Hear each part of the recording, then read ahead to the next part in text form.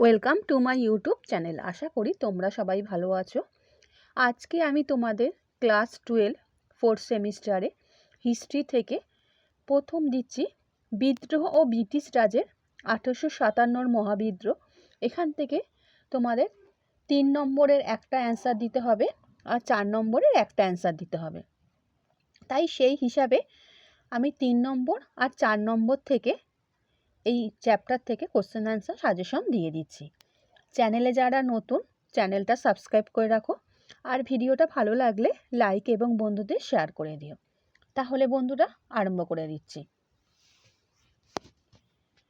প্রথম কোশ্চেন, মহাবিদ্রোহকে সামন্ত বিদ্রোহ বলা চলে কি? মহাবিদ্রোহের প্রকৃতি বা চরিত্র বিশ্লেষণ করে অনেকেই একে সামন্ত বিদ্রোহ বলে উল্লেখ করেছেন।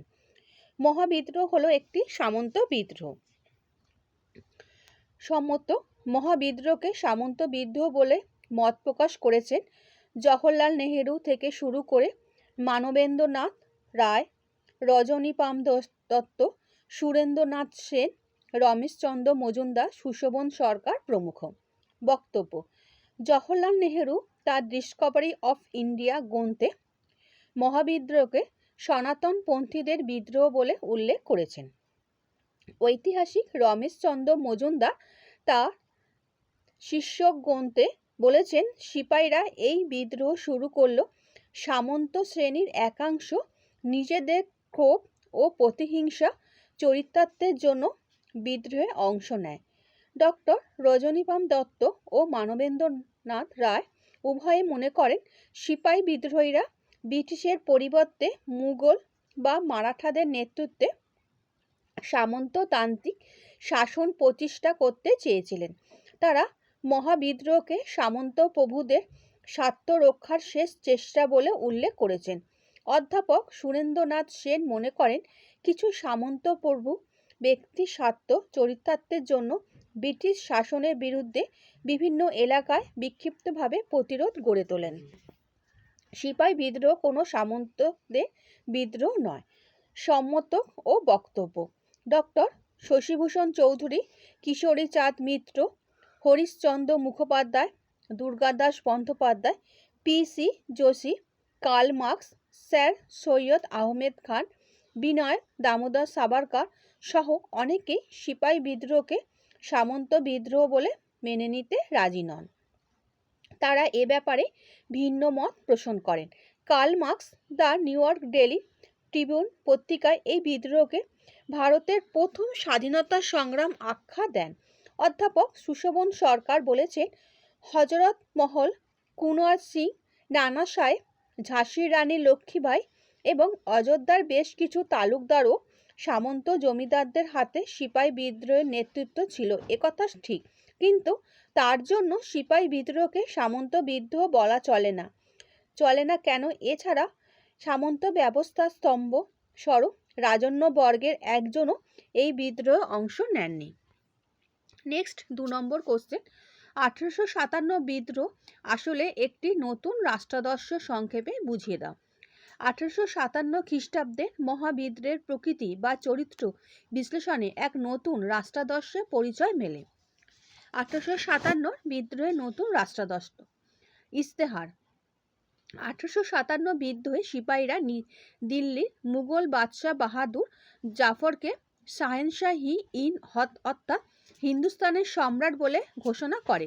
দ্বিতীয় বাহাদুর শাহ হয়ে উঠেছিলেন বিদ্রোহীদের ঐক্যের প্রতীক। বিদ্রোহীরা নতুন রাষ্ট্র কাঠামো ব্যাখ্যা করে একটি ইস্তেহার জারি করে।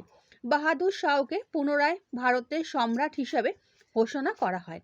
ইস্তেহারটি দেশীয় রাজা, বণিক, প্রশাসক, শিল্পী, হিন্দু পণ্ডিত, মুসলিম, মৌলভী এদের অভাব অভিযোগগুলি তুলে ধরা হয়। কোড অফ অ্যাডমিনিস্ট্রেশন: স্বরূপ বাহাদুর শাহ জাফরকে বিদ্রোহীরা এক ইস্তেহার জারি করে ভারতের সম্রাট হিসেবে ঘোষণা করল। এই নতুন রাষ্ট্র কাঠামোর প্রকৃত শাসন ক্ষমতা থাকে কোড অফ অ্যাডমিনিস্ট্রেশনের হাতে। 10 সদস্য বিশিষ্ট কোড অফ অ্যাডমিনিস্ট্রেশনের মধ্যে 6 জন সিপাহী এবং 4 জন ছিলেন অসামরিক ব্যক্তি। পদাতিক, অশ্বারোহী ও গোলন্দাজ এই 3 ভাগে সেনাদল বিভক্ত ছিল। কোর্টের কোনো প্রস্তাব সম্রাটের পছন্দ না হলে তা বিবেচনা করা হতো। এই কোর্টে 2 ধরনের অধিবেশন বসতো। একটি ছিল সাধারণ অধিবেশন, যা রোজ লালকেল্লায় 5 ঘন্টা ধরে চলত। অপরটি ছিল বিশেষ অধিবেশন, যা জরুরি পরিস্থিতিতে বসতো। কার্যাবলী: এই কোর্ট আইন শৃঙ্খলা রক্ষা, ভূমি রাজস্ব আদায় ছাড়াও অধিকার করা, রাজ্যকে রক্ষার জন্য যুদ্ধের সিদ্ধান্ত নিত। অত্যাচারিতা কোর্টের কাছে আবেদন করতে পারত। যে সকল রাজা সিপাহীদের বেতনের অর্থ তছরূপ করেছিল, তাদের বিরুদ্ধে কোর্ট গ্রেপ্তারি পরোয়া জারি করে। তাছাড়া এই কোর্ট জমিদারি ব্যবস্থার উচ্ছেদ ঘটিয়ে প্রকৃত উৎপাদনকারী চাষিকে জমির মালিক হিসেবে স্বীকৃতি দেয়। পরিণতি: নতুন রাষ্ট্র বাস্তবায়িত হবার আগেই ইংরেজরা সিপাহীদের দমন করে দিল্লির দখল নেয়। তবুও বলা যায় বিদ্রোহীরা কিছুদিনের জন্য হলেও এক প্রতিনিধিমূলক সরকার গড়ে নতুন রাষ্ট্রাদর্শ স্থাপন করে। নেক্সট 3 নম্বর কোশ্চেন, মহাবিদ্রোহের কুফলগুলি সংক্ষেপে লেখো। 1857 খ্রিস্টাব্দে মহাবিদ্রোহের ফলাফলে বিচারে বেশ কিছু কুফল দেখা যায়। প্রথমত, মহাবিদ্রোহের পর শাসক ইংরেজ ও শাসিত ভারতীয়দের মধ্যে জাতিগত শত্রুতা এবং পারস্পরিক তিক্ততা দেখা দেয়। দ্বিতীয়ত, এতদিন ধরে উপনিবেশিক ভারতে যে ইন্দো ইউরোপীয় সভ্যতার আদর্শ গড়ে উঠেছিল তা ধীরে ধীরে মুছে যেতে থাকে। তৃতীয়ত, মহাবিদ্রোহের পর থেকে সব রকমের সহযোগিতার বদলে ব্রিটিশ সরকারের বিরুদ্ধে ভারতবাসী বিরোধিতা শুরু হয়। এতদিন ধরে সরকার ভারতীয়দের সুষ্ঠু সামাজিক ও পারিবারিক জীবন গঠনের জন্য যে সকল নীতি অনুসরণ করে আসছিল, মহাবিদ্রোহের পর সেগুলি ত্যাগ করে ও প্রতিক্রিয়াশীল নীতির আশ্রয় নেয়। পঞ্চম, মহাবিদ্রোহের পর থেকে বিভিন্ন সংস্কারমূলক কাজের পরিকল্পনা গ্রহণ ও সেগুলি রূপায়ণের ক্ষেত্রে সরকার সতর্কতা অবলম্বন করে। নেক্সট 4 নম্বর কোশ্চেন, 1857 মহাবিদ্রোহে সিপাহী বিদ্রোহ বলা চলে কি? 1857 খ্রিস্টাব্দে মহাবিদ্রোহের প্রকৃতি বা চরিত্র বর্ণনায় অনেকেই একে সিপাহী বিদ্রোহ বলে উল্লেখ করেছেন। মহাবিদ্রোহ একটি সিপাহী বিদ্রোহ। সম্মত: মহাবিদ্রোহকে সিপাহী বিদ্রোহ বলে সম্বোধন করেছেন তৎকালীন ভারত সচিব এল স্ট্যানলি সহ John Lawrence, Charles Rex, T R. Holmes, L Roberts প্রমুখ বিদেশি ইতিহাসবিদ। ভারতীয়দের মধ্যে ঈশ্বরচন্দ্র গুপ্ত, কিশোরীচাঁদ মিত্র, দাদাভাই নৌরোজি, অক্ষয় কুমার দত্ত, হরিশ্চন্দ্র মুখোপাধ্যায়, রাজনারায়ণ বসু, দুর্গাদাস বন্দ্যোপাধ্যায়, শম্ভুচন্দ্র মুখোপাধ্যায়, সৈয়দ আহমেদ খান প্রমুখ মহাবিদ্রোহকে সিপাহী বিদ্রোহ বলেছেন। বক্তব্য: তৎকালীন ভারত সচিব এল স্ট্যানলি এক প্রতিবেদনে মহাবিদ্রোহকে সিপাহী বিদ্রোহ বলে উল্লেখ করেন। কিশোরীচাঁদ মিত্র মনে করেন যে এই বিদ্রোহ ছিল একান্তভাবে সিপাহীদের অভ্যুত্থান। ঐতিহাসিক রমেশচন্দ্র মজুমদার মনে করেন একদল সিপাহী নিজেদের স্বার্থ পূরণের জন্য ইংরেজ সরকারের বিরুদ্ধে বিদ্রোহ করেছিল। দেশের অন্যান্য অংশের মানুষ এই বিদ্রোহ নীরব দর্শকের ভূমিকা নেয়। মহাবিদ্রোহ কোনো সিপাহী বিদ্রোহ নয়। সম্মত ও বক্তব্য: ইংল্যান্ডের টরি দলের নেতা ডিসলেরি, ইংরেজ ঐতিহাসিক নর্টন, ডাফ, আউটাম, ম্যালেনস্টন, জন কে চার্লস বল প্রমুখ মহাবিদ্রোহকে সিপাহী বিদ্রোহ বলার পক্ষপাতী নন। ভারতীয়দের মধ্যে অধ্যাপক হীরেন্দ্রনাথ মুখোপাধ্যায়, অধ্যাপক Sushobhan Sarkar, doctor Surendranath Sen, doctor Shashibhushan Chowdhury, P C. Joshi, ই.এম.এস.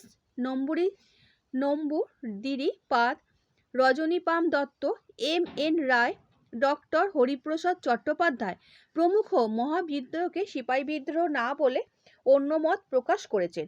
এই মতের সমর্থকদের বক্তব্য হলো, ভারতের নানা জায়গায় বিশেষত উত্তর ও মধ্য ভারতে সিপাহীদের সঙ্গে সাধারণ মানুষ ও বিদ্রোহ যোগদান, তাই এই বিদ্রোহ কেবল সিপাহীদের বিদ্রোহ নয়। নেক্সট বন্ধুরা যাচ্ছি, এতক্ষণ 3 নম্বরের কোশ্চেন দিলাম, এবারে 4 নম্বরের কিছু ইম্পর্টেন্ট কোশ্চেন আলোচনা করে দিচ্ছি। 1857 খ্রিস্টাব্দের বিদ্রোহ ধর্মীয় কারণ সংক্ষেপে আলোচনা করো। কোম্পানির আমলে সাধারণ ভারতবাসী খ্রিস্টান মিশনারিদের কার্যকলাপে রুষ্ট ছিলেন। এছাড়া সরকারি তরফে মন্দির মসজিদের খাস জমির ওপর কর আরোপ করাকে ভারতবাসী মেনে নিতে পারেননি।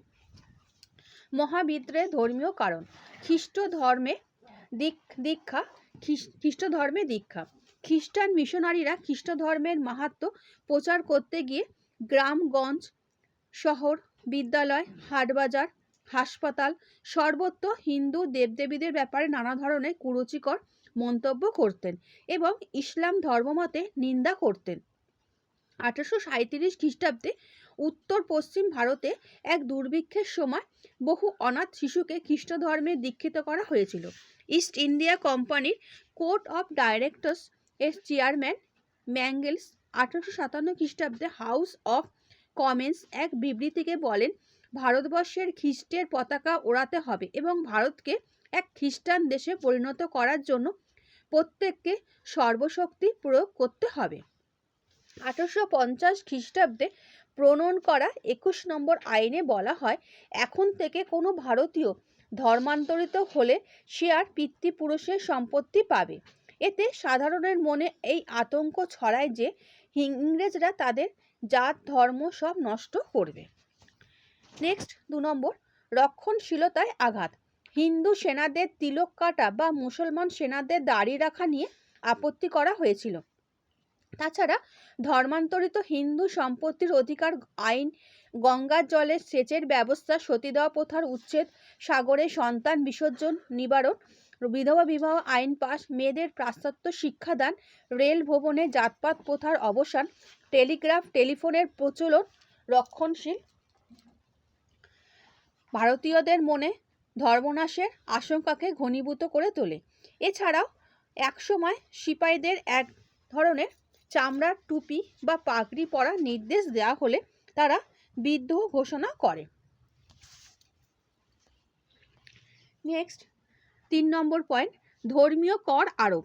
বিভিন্ন ধর্মীয় প্রতিষ্ঠানের ওপর কর আরোপ করা হলে তা ভারতবাসীর ধর্মবিশ্বাসের ওপর প্রচণ্ড আঘাত আনে, কারণ বিভিন্ন ধর্মীয় ও দাতব্য সংস্থাগুলির অধীনস্থ জমিগুলি এতদিন ছিল নিষ্কর।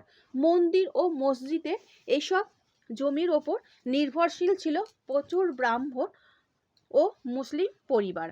মন্দির ও মসজিদ খাস জমির ওপর খাজনা ধার্য করলে এবং ধর্মীয় ও দাতব্য সংস্থাগুলির ওপর কর ধার্য করলে ভারতীয়দের ধর্মীয় ধ্যান ধারণায় আঘাত লাগে।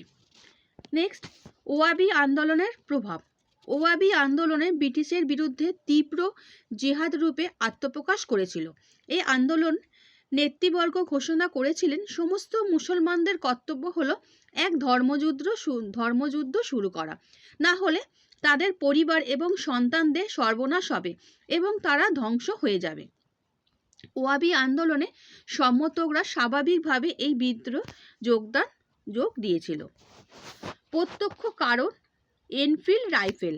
1856 খ্রিস্টাব্দে ব্রিটিশ সেনাবাহিনীতে পুরানো ব্রাউন ব্রেস গাদা বন্দুক বাতিল করা হয়। এর ফলে এনফিল্ড রাইফেল নামে এক নতুন ধরনের বন্দুক চালু করা হয়।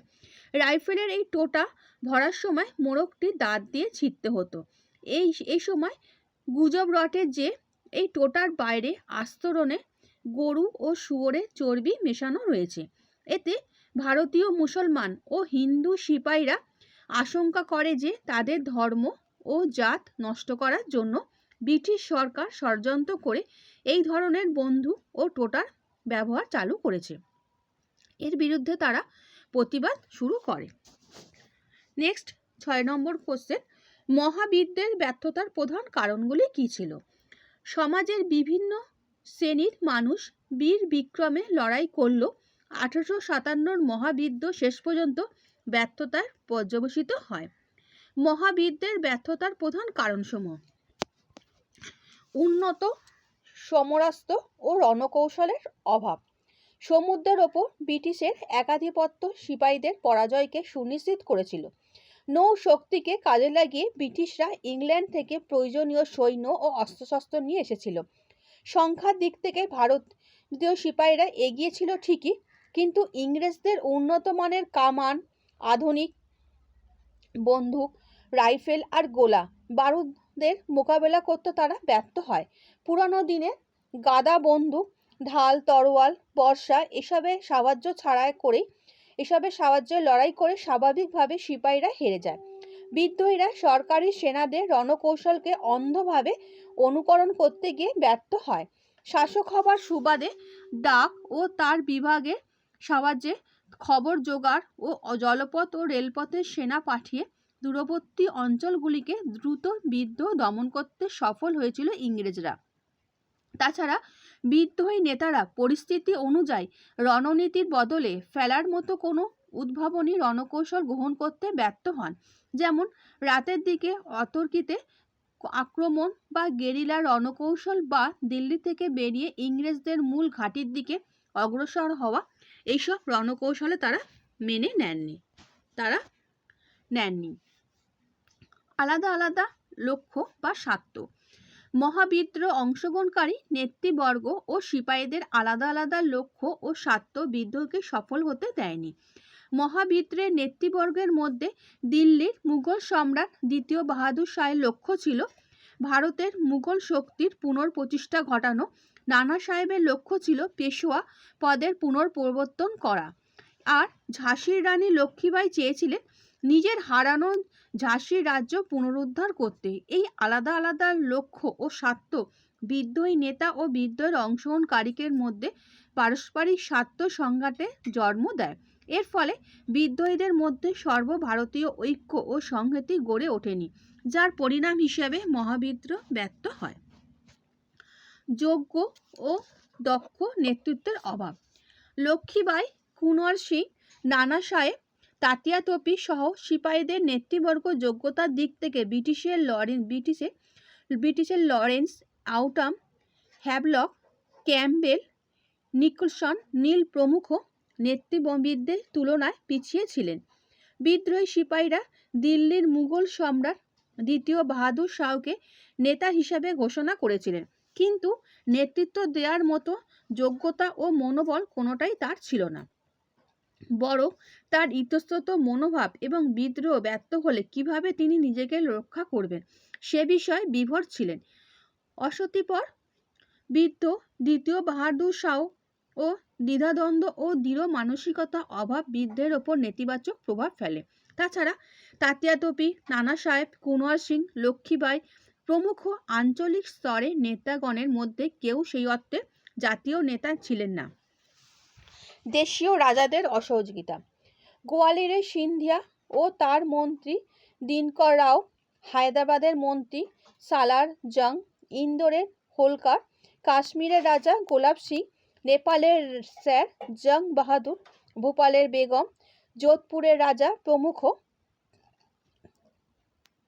সিপাহীদের কোনো সাহায্য করেনি, বরং তারা ব্রিটিশকে গোপনে সাহায্য করেছিলেন।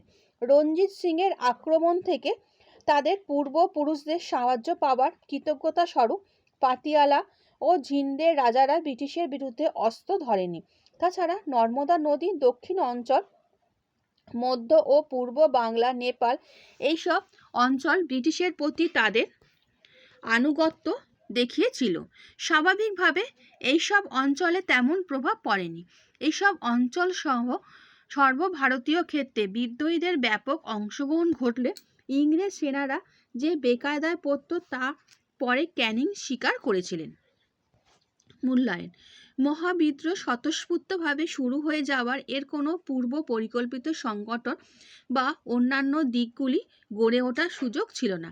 বিদ্রোহীদের এইসব বিভিন্ন দুর্বলতার কারণে ব্রিটিশ তাদের দমন করতে পেরেছিল। বিদ্রোহ ব্যর্থ হয়েছিল। মহাবিদ্রোহের সামরিক কারণগুলি কী ছিল? প্রথমে বলি ভূমিকা। পলাশীর যুদ্ধের পর থেকে 100 বছর ধরে কোম্পানির অপশাসনের ফলে জনসাধারণের মধ্যে অসন্তোষ পুঞ্জীভূত হচ্ছিল। বিভিন্ন দিক থেকে কোম্পানির শোষণ ও উৎপীড়ন যখন এমন একটা পর্যায়ে পৌঁছায় যে সামাজিকভাবে বেঁচে থাকা অসম্ভব হয়ে পড়ে, তখন বিভিন্ন সামাজিক বৈষম্য, দুর্নীতি ও ক্ষোভ বিদ্বেষ জন্ম দেয়। মহাবিদ্রোহের সামাজিক কারণ: সামাজিক বৈষম্য। শক, হুন, পাঠান, মুঘল প্রভৃতি বিদেশি জাতি ভারতবর্ষে এসে শেষ পর্যন্ত ভারতীয় সমাজ সংস্কৃতিকে লীন হয়ে যায়। কিন্তু একমাত্র ব্যতিক্রম ছিল ব্রিটিশ। সামাজিক বিচারে ইংরেজরা ছিল শাসক আর ভারতীয়রা ছিল শাসিত। এই বৈষম্য ভারতবাসীর চেতনাকে জাগিয়ে তোলে। কোম্পানির শাসনের প্রথম দিকে কোম্পানির সঙ্গে ভারতীয়দের মধ্যে সাময়িকভাবে এক সম্পর্ক গড়ে উঠলে অচিরেই তা ভেঙে যায়। এ প্রসঙ্গে সুভাষচন্দ্র বসু বলেছেন, ভারত ব্রিটিশ আমলই সর্বপ্রথম উপলব্ধি করে যে সে বিজিত হয়েছে। নেক্সট, ভারতবাসীর প্রতি ঘৃণা ও অবজ্ঞা। ভারতবাসী ব্রিটিশের চোখে ছিল ঘৃণার পাত্র। আগ্রায় এক ইংরেজ ম্যাজিস্ট্রেট আইন জারি করে বলেছিলেন, কোনো ইংরেজকে রাস্তায় দেখতে পেলে তাকে ভারতবাসীদের সেলাম জানাতে হবে। বহু ইউরোপীয় ক্লাবের প্রবেশদ্বার লেখা থাকতো কুকুর এবং ভারতীয়দের প্রবেশ নিষেধ। এছাড়াও ব্রিটিশ রেস্তোরাঁ, পার্ক ও হোটেল সহ বিভিন্ন জায়গা ভারতবাসীদের প্রবেশের অনুমতি ছিল না। সরকারি চাকরির ক্ষেত্রে বঞ্চনা। কর্নওয়ালিস ভারতীয়দের দুর্নীতিগ্রস্ত মনে করায় তাদেরকে সরকারি উচ্চ পদগুলি থেকে বঞ্চিত করে রাখেন। এই বঞ্চনা চলে বেন্টিংয়ের আমল পর্যন্ত। 1833 খ্রিস্টাব্দে সনদ আইনে বলা হয়েছিল, জাতি, ধর্ম, বর্ণ নির্বিশেষে সকল ভারতীয় যোগ্যতার নিরিখে সরকারি উচ্চ পদগুলিতে সুযোগ পাবে। কিন্তু এই নীতি মানা হয়নি। সে যুগে প্রশাসনিক বিভাগে ভারতীয়রা ডেপুটি কালেক্টর বা বিচার বিভাগের ক্ষেত্রে সদর আমিন পদ পর্যন্ত নিযুক্ত হতে পারতেন। নেক্সট পয়েন্ট, মুসলমান ও হিন্দুদের রক্ষণশীলতা। ব্রিটিশের প্রতি ভারতবাসীর কোনোদিনই আস্থা রাখতে পারেননি। মুঘল শাসনের অবসানের পর ব্রিটিশ এদেশের শাসনভার গ্রহণ করায় মুসলমানরা কখনই ব্রিটিশকে ভালো চোখে দেখেননি। আবার সতীদাহ প্রথা রদ, শিশু হত্যা নিবারণ, গঙ্গা সাগরে সন্তান বিসর্জন রদ, বিধবা বিবাহ প্রচলন ইত্যাদি প্রত্যক্ষে ভূমিকা নেয়ার রক্ষণশীল হিন্দুদের একাংশ ব্রিটিশের প্রতি ক্ষুব্ধ ছিল। তাছাড়া ইংরেজি শিক্ষার প্রচলন, টেলিগ্রাফ স্থাপন, রেলপথের বিস্তার ইত্যাদি কার্যকলাপ হিন্দু মুসলিম নির্বিশেষে উদারভাবে মেনে নিতে পারেননি। ইংরেজদের ব্যভিচার ও অত্যাচার। কোম্পানির শাসনকালে কোম্পানির কর্মচারীদের হাতে কারণে অকারণে কোল, নীল, মুন্ডা, সাঁওতাল সহ বিভিন্ন উপজাতি গোষ্ঠীর পরিবারকে লাঞ্ছিত হতে হতো। জমিদার ও মহাজনদের অত্যাচারের বিরুদ্ধে কৃষক সহ অন্যান্য প্রজা সাধারণের মুক্তি ছিল না, কেননা তাদের পক্ষে পয়সা দিয়ে উকিল নিয়োগ করে আদালত থেকে প্রতিকার চাওয়ার মতো ক্ষমতা ছিল না। তাছাড়া ব্রিটিশ আইন আদালতের নিয়মকানুন তারা প্রায় কিছুই বুঝত না। তাদের এই অজ্ঞতা ও অক্ষমতার পুরো সুযোগ নেয় মহাজন ও বেনিয়ারা। তাছাড়া পুলিশ ও আদালতের কর্মচারীরা অসৎ ও দুর্নীতিপরায়ণ হওয়া সহজে সরকারি আদালতগুলিকে তারা পাশে পায়। নেক্সট, মূল্যায়ন। এই অশান্ত সামাজিক পটভূমিকায় সমাজের বিভিন্ন সম্প্রদায়ের মানুষ ব্রিটিশ বিরোধী মনোভাব নিয়ে এক তীব্র প্রতিবাদের তাগিদ অনুভব করেছিল, যে তাগিদ জন্ম দিয়েছিল বিদ্রোহে। সমাজের আপামর মানুষের মনে এই দৃঢ় ধারণা গড়ে উঠেছিল যে ব্রিটিশ রাজশক্তিকে অহেতুক ভয় পাওয়ার কোনো কারণ নেই। আচ্ছা বন্ধুরা, আশা করি আজকে যে তোমাদের কোশ্চেন অ্যান্সার দিলাম 1857 মহাবিদ্রোহ থেকে তোমরা বুঝতে পেরেছো। নেক্সট আমি তোমাদের চলে যাব জাতীয়তাবাদ ও বিচ্ছিন্নতাবাদ। এখানে প্রথম চ্যাপ্টার আছে আলিগড় আন্দোলন, মুসলিম লীগ ও হিন্দু মহাসভার উদয়। বন্ধুরা, এখান থেকে তোমাদের কিন্তু 3, 4 আর লং কোশ্চেন মানে 8 নম্বরের কিন্তু আসবে। আমি সেই হিসাবে নেক্সট ভিডিওতে আমি তোমাদের সাজেশন দিয়ে দেবো। আর চ্যানেলে যারা নতুন, চ্যানেলটা সাবস্ক্রাইব করে রাখো। আমি তোমাদের সমস্ত পরীক্ষা সাজেশন দিয়ে থাকি। আর ভিডিওটা ভালো লাগলে বন্ধুদের শেয়ার করে দিও। আচ্ছা বন্ধুরা, ভালো থেকো।